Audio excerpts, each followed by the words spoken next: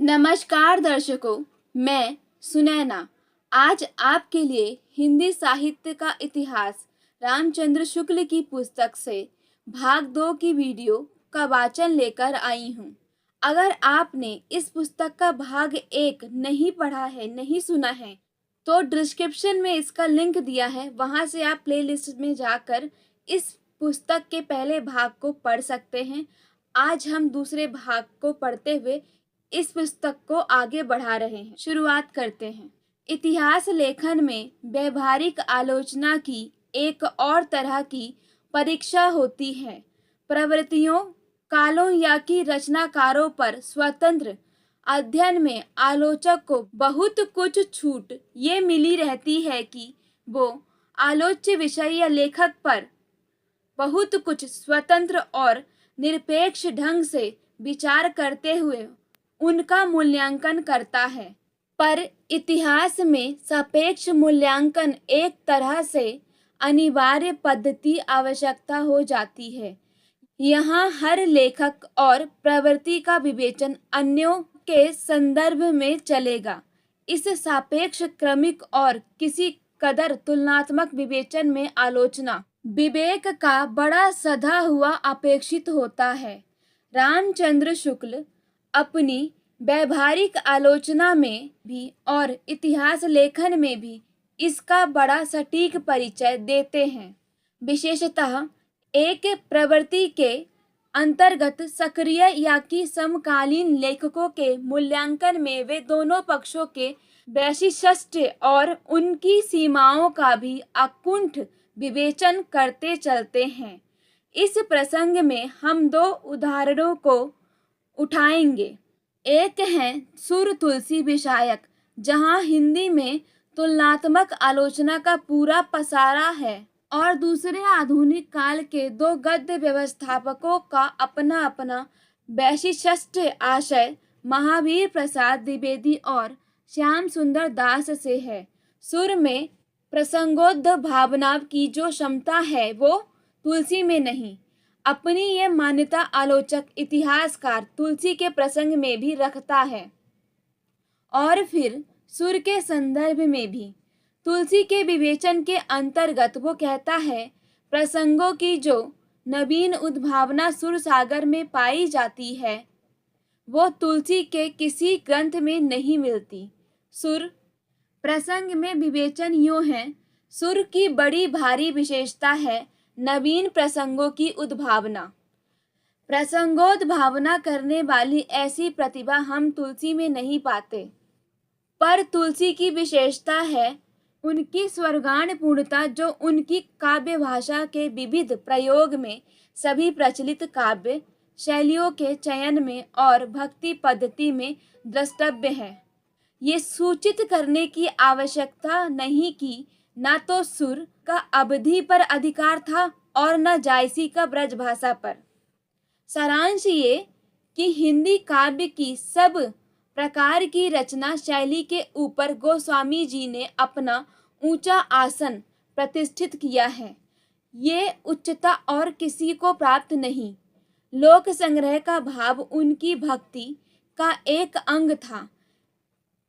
कृष्णोपासक भक्तों में इस अंग की कमी थी। यूं स्वतंत्र विवेचन के साथ साथ सापेक्ष दृष्टि बराबर वर्तमान है। आशंसा के अंतर्गत सुर का जो प्राप्य है वो सुर को मिलना है, तुलसी का जो है वो तुलसी को। सुर तुलसी के साथ साथ जायसी भी विवेचन क्रम के अनिवार्य विषय हैं। इतिहास में दिखाया गया है कि जायसी की अक्षय कीर्ति का आधार है पद्मावत, जिसके पढ़ने से ये प्रकट हो जाता है कि जायसी का हृदय कैसा कोमल और प्रेम की पीर से भरा हुआ था। जायसी ग्रंथावली की भूमिका में तुलना और स्पष्ट है। जायसी का क्षेत्र तुलसी की अपेक्षा परिमित है, पर प्रेम वेदना उनकी अत्यंत गूढ़ है।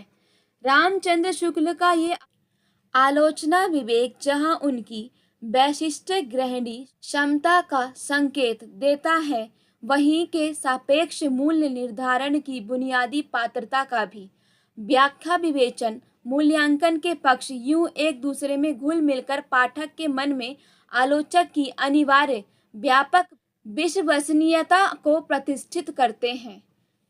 महावीर प्रसाद द्विवेदी और श्याम सुंदर दास के प्रसंग खड़ी बोली गद्य के प्रसार काल में आते हैं। यहाँ ध्यातव्य है कि दोनों इतिहासकार के अपने समकालीन हैं और किसी कदर प्रतिस्पर्धी भी। तब विशेष बात यह है कि उनकी कमियां जैसे निर्भीक भाव से दिखाई गई हैं, उनसे कुछ अधिक उत्साह के साथ उनका वैशिष्ट्य और योगदान अंकित हुआ है। गद्य साहित्य का प्रसार प्रकरण और आरंभिक अंश में गद्य व्यवस्था के लिए महावीर प्रसाद द्विवेदी के समग्र योगदान पर टिप्पणी यूं है, पर जो कुछ हुआ वही बहुत हुआ और उसके लिए हमारा हिंदी साहित्य पंडित महावीर प्रसाद द्विवेदी का सदा ऋणी रहेगा। पर स्वयं उनके अपने लेखन का मूल्यांकन कुछ दूसरे ढंग का है। कवि और कविता कैसा गंभीर विषय है कहने की आवश्यकता नहीं, पर इस विषय की बहुत मोटी मोटी बातें बहुत मोटे तौर पर कही गई हैं। द्विवेदी जी के लेखों को पढ़ने से ऐसा जान पड़ता है कि लेखक बहुत मोटी अक्ल के पाठकों के लिए लिख रहा है। अब ये आचार्य शुक्ल के अपने पाठकों पर है कि वे देखें कि यहाँ व्यंग द्विवेदी जी के पाठकों पर है कि स्वयं लेखक पर। श्याम सुंदर दास का विवेचन इस प्रकार है। आधुनिक सभ्यता के विधानों के बीच की लिखा पढ़ी के ढंग पर हिंदी को ले चलने में आपकी लेखनी ने बहुत कुछ योग दिया है। बाबू साहब ने बड़ा भारी काम लेखकों के लिए सामग्री प्रस्तुत करने का किया है। शिक्षा उपयोगी 3 पुस्तकें, भाषा विज्ञान, हिंदी भाषा और साहित्य तथा साहित्य लोचन भी आपने लिखी या संकलित की है। आलोचना में काकू का ऐसा सदा प्रयोग अन्यत्र कठिनाई से देखने सुनने को मिलेगा। मूल भाव ये है कि इन दोनों लेखकों का योगदान व्यवस्था के क्षेत्र में जैसा है वैसा विवेचन के क्षेत्र में नहीं। इतिहास के संदर्भ में आलोचना विवेक का एक प्रकरण और लेकर हम इस प्रसंग को पूरा करेंगे। ये प्रकरण हिंदी साहित्य का इतिहास से नहीं, उनके प्रसिद्ध इंदौर अभिभाषण से है। हिंदी साहित्य सम्मेलन के इंदौर अधिवेशन की साहित्य परिषद के अध्यक्ष पद से दिया हुआ एक ऐतिहासिक अभिभाषण 1935 बाद में काव्य में अभिव्यंजनावाद शीर्षक से प्रकाशित हुआ। साहित्य परिषद के इन अभिभाषणों में एक प्रथा ये रही है कि भाषणकर्ता अपना मूल विवेचन करने के साथ साथ हिंदी साहित्य की पिछली गतिविधि और प्रकाशित कृतियों पर भी अपने विचार व्यक्त करता है। आचार्य शुक्ल के इस अभिभाषण में मूल विवेचन काव्य में अभिव्यंजनावाद कुछ ऐसा ख्यात हुआ कि उनका ये कालक्रमिक साहित्यिक सर्वेक्षण एक तरह से पाठकों की आंख से कुछ ओझल जैसा हो गया।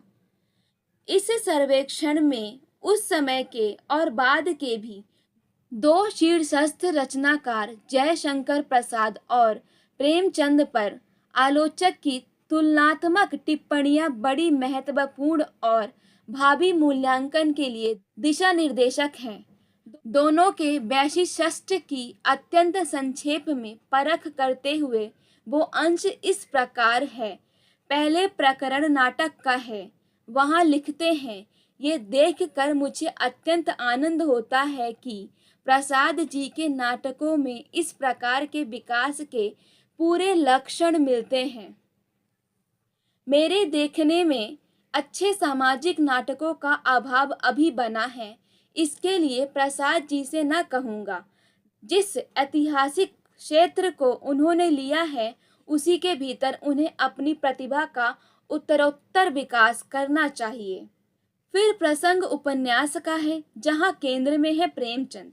ये सर्वेक्षण इस प्रकार चलता है। वर्तमान सामाजिक जीवन के विविध पक्षों और अंतःवृत्तियों की बड़ी परख प्रेमचंद जी को मिली है। उन्होंने हिंदी के उपन्यास क्षेत्र को जगमगा दिया। वे हमारे गर्व और गौरव के कारण हैं। मेरे देखने में उत्कृष्ट कोटि के ऐतिहासिक उपन्यासों का अभाव ज्यों का त्यों बना है। यदि जयशंकर प्रसाद जी इस ओर भी ध्यान दें तो इस अभाव की पूर्ति बहुत अच्छी तरह से हो सकती है। पूरे सर्वेक्षण का निष्कर्ष ये कि ऐतिहासिक नाटकों का क्षेत्र प्रसाद का है, सामाजिक उपन्यासों का प्रेमचंद का, रामचंद्र शुक्ल के जिस आलोचना विवेक का प्रमाणीकरण परवर्ती इतिहास करता है, और ये संभावना तब प्रकट की गई जब प्रेमचंद के गोदान तथा प्रसाद की कामायनी और इरावती जैसी शीर्षस्थ कृतियां अभी प्रकाशित होने को हैं। इस आलोचना विवेक में आचार्य शुक्ल का इतिहास दर्शन बड़े परिष्कृत और पौढ़ रूप में विकसित हुआ है, जो अलग से उतना कहा नहीं गया जितना कि स्वतः इतिहास लेखन में से अद्भुत होता है। जैसे कि सहृदय और संवेदनशील इतिहासकार ने यहाँ भी अपने को स्व शब्द वाचायत्व दोष से बचाया हो। इतिहास दर्शन का आख्यान तो जैसा संकेत किया गया इतिहास के ठीक उपोद्घात में ही हो गया है, जबकि प्रत्येक देश का साहित्य लगभग आधे पृष्ठ में ये प्रसंग पूरा हो जाता है, जो दर्शन की फिर 630 पृष्ठों की सुदीर्घ इतिहास में नाना रूपों में पल्लवित होता दिखता है। ये भारतीय परंपरा का दर्शन है, अनुभूति के स्तर पर, न कि पाश्चात्य परंपरा का ज्ञान प्रेम या फिलॉसफी। अपनी आरंभिक उपपत्ति में इतिहासकार ने बताया है कि साहित्य जनता की चित्तवृत्ति का संचित प्रतिबिंब होता है और इन्हीं चित्तवृत्तियों की परंपरा को परखते हुए साहित्य परंपरा के साथ उनका सामंजस्य दिखाना ही साहित्य का इतिहास कहलाता है। इस सामंजस्य को दिखाने में आचार्य शुक्ल का इतिहास और आलोचना कर्म निहित है। इस प्रसंग में लेखक ने जनता और शिक्षित जनता को जहां और जैसे विविक्त किया है उसका कुछ विवेचन हम कर चुके हैं। इसी क्रम में इतिहासकार विशेषतः मध्यकाल के संदर्भ में जनता और दरबार के बीच महत्वपूर्ण विवेक करता है। ये स्मरणीय है कि अनेक साहित्य इतिहासकारों ने सामान्य इतिहास लेखन के समानांतर साहित्य के इतिहास को भी राजा महाराजाओं सहे वक्त और शासन पद्धतियों के क्रम में व्यवस्थित करना चाहा है। एलिजाबेथन युग, विक्टोरियन युग या कि सामंत काल कुछ ऐसे ही नामकरण हैं। इस गहमा गहमी के बीच रामचंद्र शुक्ल बराबर अपनी प्रतिज्ञा पर कायम रहते हैं कि साहित्य का विकास जनता की चित्तवृत्तियों से जुड़ा हुआ है। इस प्रसंग के सबसे निर्बाध विवेचन का रीतिकाल से भिन्न और क्या उपयुक्त अवसर होगा, जबकि एक बड़ी संख्या में कवि किसी न किसी रूप में राज्याश्रित थे। तब रीतिकाल का सामान्य परिचय पूरा करते और इस प्रकरण का समापन करते हुए इतिहासकार लिखता है, इससे इस काल को रस के विचार से कोई श्रृंगार काल कहे तो कह सकता है। श्रृंगार के वर्णन को बहुतेरे कवियों ने अश्लीलता की सीमा तक पहुंचा दिया था।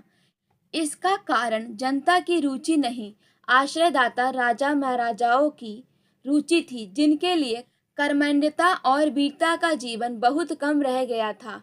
साहित्य के इतिहास के संदर्भ में यहाँ जनता और राज दरबार की रुचि के बीच गुणात्मक अंतर को आचार्य शुक्ल के ही एक प्रिय प्रयोग के सहारे कहे तो बड़े ठिकाने से रेखांकित कर दिया गया है। अंतिम वाक्य के उत्तरार्ध में व्यंग्य अधिक है या कि विषाद ठीक ठीक कह पाना मुश्किल है। पूरे इतिहास प्रवाह में चलने वाले इस आलोचना विवेक की सीमा आती है वहाँ जहाँ आलोचक आधुनिक काल में पहुंचकर पाठकीय अर्थ आक्षेप और सहृदय अर्थ व्याख्या के अंतर को धूमिल कर देता है। संदर्भ छायावादी काव्य का है। एकदम नई नई उभरती इस काव्य धारा की बड़ी अंतर्दृष्टि और सहानुभूति तथा पूरे आत्मविश्वास के साथ इतिहासकार आलोचक विवेचना करता है। कुछ सामान्य प्रवृत्तियों का परिशीलन करते हुए वो इस काव्य विधान के मर्म क्षेत्र में प्रवेश करता है।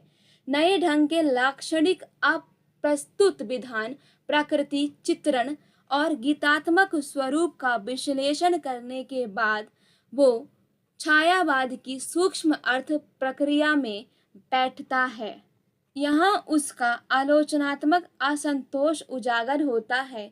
वो लिखता है, जिन वस्तुओं के आधार पर उक्तियां मन में खड़ी की जाती हैं, उनका कुछ भाग कला के अनूठेपन के लिए पंक्तियों के इधर उधर से हटा भी लिया जाता है।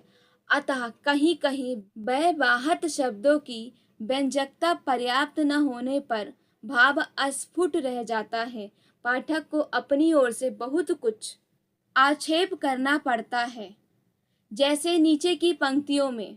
फिर उदाहरण स्वरूप प्रसाद की लहर से 4 पंक्तियों को उद्धृत करके उनकी व्याख्या की जाती है। यहाँ आलोचकीय असंतोष विवेच्य काव्य की ही तरह सूक्ष्म है, जो आक्षेप प्रयोग से व्यंजित होता है, जिसे आज की लक्षणा में हम अति व्याख्या कहना चाहते हैं। आधुनिक खड़ी बोली में द्विवेदी युगीन इतिवृत्तात्मक के बाद वस्तुतः छायावादी काव्य से ही अर्थ सघनता अर्थ के विविध स्तरों की टकराहट आरंभ होती है। ये प्रक्रिया काव्य दोष नहीं, आधुनिक काव्य वैभव है। एम्पसन के प्रयोग में चाहे तो अर्थ संदिग्धता कह लें, वहीं पाठकीय सक्रियता अपेक्षित होती है। अर्थ व्याख्या क्षमता के रूप में इस अर्थ व्याख्या के फिर अपने सीमांत हैं, जहाँ से अति व्याख्या का क्षेत्र आरंभ हो जाता है, जो अवश्य भावुक आलोचक के लिए वर्जित प्रदेश है। पर इस संदर्भ में जोड़ना होगा कि कभी कभी अचरज होता है इस सीमा को समझकर नहीं, ये देखकर कि पाखंड प्रतिषेध शीर्षक से छायावाद रहस्यवाद पर कटु प्रहार करने वाले 10 कवित्वों की माला, जिन्हें कवि ने अन्यत्र दंड प्रहार बताया है, दंडक ये दंड के प्रहार से लगेंगे तुझे, आलोचकीय टिप्पणी के सहित लिखने वाला कैसे छायावाद की इतने सूक्ष्म स्तर पर सहानुभूतिपूर्ण व्याख्या प्रस्तुत करता है। इतिहास अपने अंतिम चरण में स्वभावतः लेखक के समकालीन दौर में पहुंचता है। यहाँ कठिनाई आती है निकट दृष्टि की, अंतराल विहीन दृष्टि की अपनी सीमा होती है। फिर एक दूसरी व्यवहारिक कठिनाई आती है व्यक्तिगत निकटता की। आचार्य शुक्ल इतिहास और समकालीन के इस हल्के द्वंद्व के प्रति स्वयं सजग थे। प्रथम संस्करण के वक्तव्य में वे लिखते हैं, वर्तमान लेखकों और कवियों के संबंध में कुछ लिखना अपने सिर एक बला मोल लेना ही समझ पड़ता था, पर जी न माना। वर्तमान सहयोगियों तथा उनकी अमूल्य कृतियों का उल्लेख भी थोड़े बहुत विवेचन के साथ डरते डरते किया गया। यहाँ जी न माना की उक्ति में इतिहासकार के अंतर्द्वंद का बड़ा मार्मिक और सात्विक रूप झलक रहा है। समकालीन साहित्य के प्रति दायित्व भाव एक ओर और सहयोगी लेखकों की अनिश्चित प्रतिक्रियाओं का डर दूसरी ओर, इनके बीच इतिहासकार का अपना दायित्व बोध ही विजयी होता है। फिर अगले संशोधित और प्रबंधित संस्करण तक उसका मनोबल इस प्रसंग में और बढ़ता है। अब मुख्य संदर्भ है नव विकसित छायावाद का, जिसके स्वरूप को लेकर तब तक बहुत कुछ अनिश्चय बना हुआ था। यहाँ इतिहासकार का विवेचन वैसा ही अंतर्दृष्टिपूर्ण है जैसा कि भक्ति काल का वो पहले कर आया है। यूं मध्ययुगीन और आधुनिक काव्य के बीच एक संतुलन बनता है, जो आचार्य शुक्ल के इतिहास की बनावट को पूर्ण करता है। इस संस्करण की भूमिका में अब पिछला डर समाप्त होकर एक नए आत्मविश्वास का स्वर उदित होता है, जहां इतिहास और आलोचना एक दूसरे की सहयोगी भूमिका में आ गए हैं।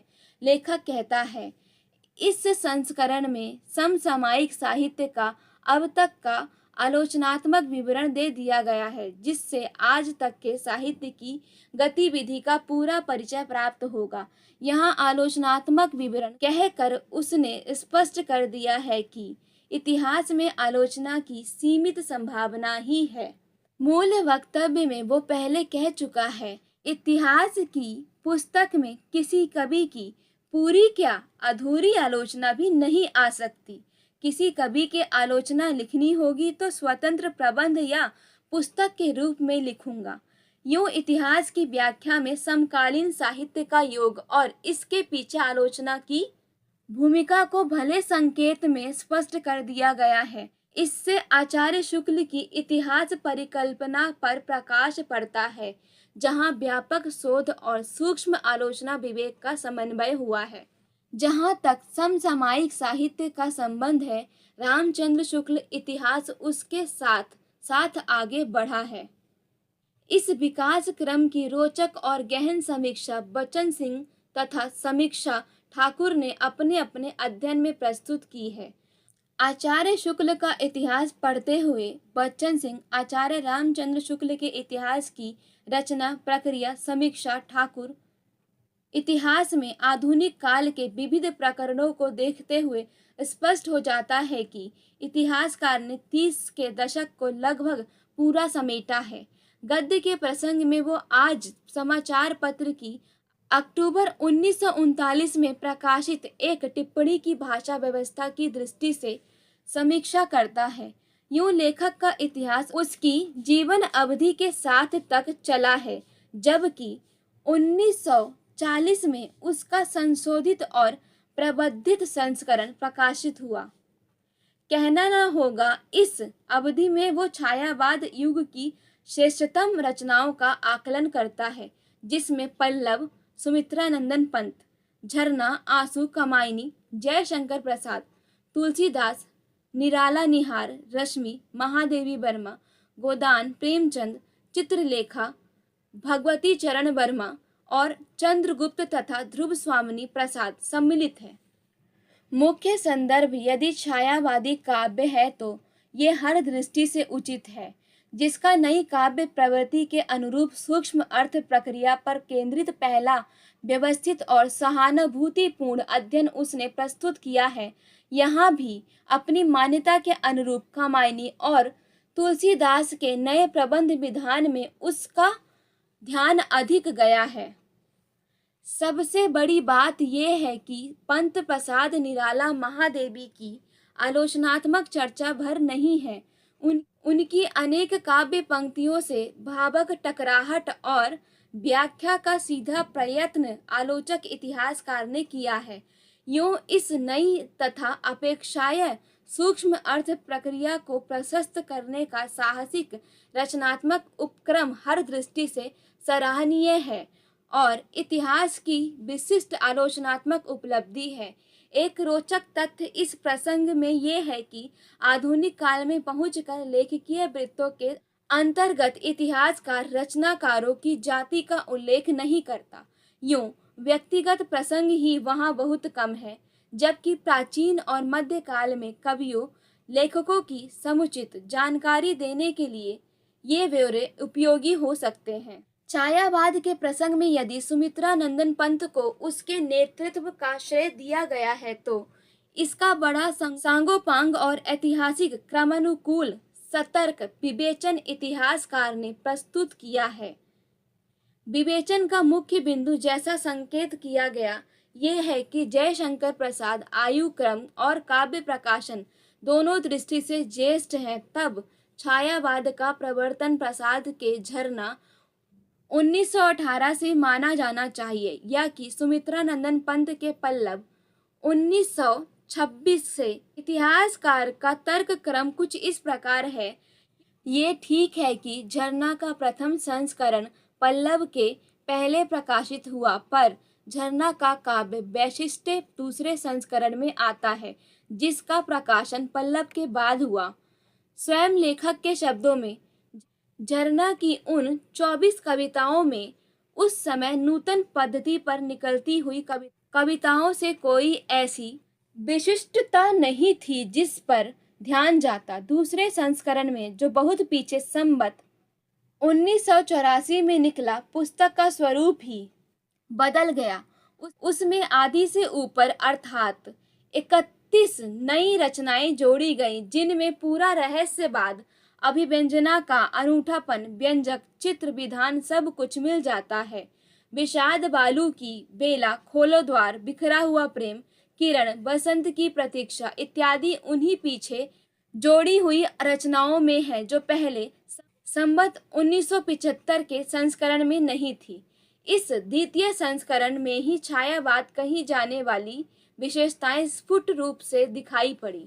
इसके पहले श्री सुमित्रानंदन पंत का पल्लव बड़ी धूमधाम से निकल चुका था, जिसमें रहस्य भावना तो कहीं कहीं पर अप्रस्तुत विधान, चित्रमयी भाषा और लाक्षणिक वैचित्र्य आदि विशेषताएं अत्यंत प्रचुर परिमाण में सर्वत्र दिखाई पड़ी थी। आचार्य शुक्ल का कोई भी सावधान पाठक यहाँ पहचान सकता है कि उनकी पदावली में धूमधाम का प्रयोग उच्चतम अनुशंसा का सूचक है।